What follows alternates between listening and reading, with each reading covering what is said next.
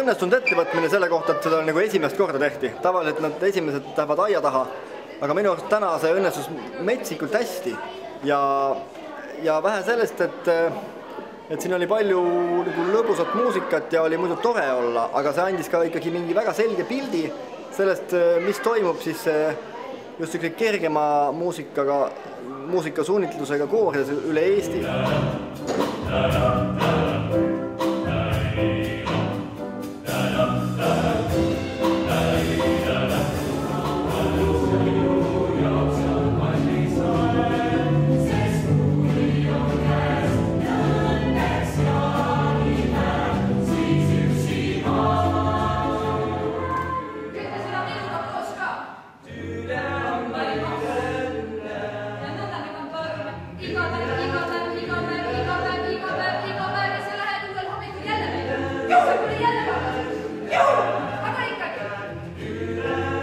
Ma ei osanud midagi oodata, kuna sellist festivali või sellist konkurssi ei ole vist, nagu ma tean, Eestis kunagi tehtud.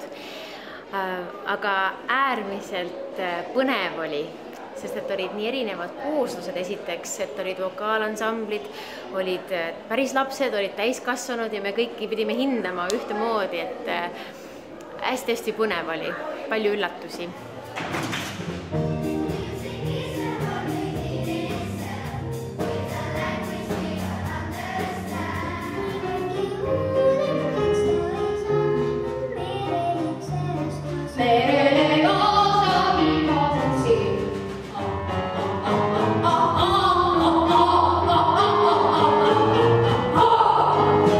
Tähelepanuväärselt oli päris palju, vokaalansamblite hulgas oli väga professionaalseid kollektiive, uskumatult. Nad küll ei olnud selles kategoorias, mis võistlesid, et me ei pannud neid ritta esimene, teine, kolmas koht kahjuks. Aga ma arvan, et see oli kõige tugevam kategooria üldse.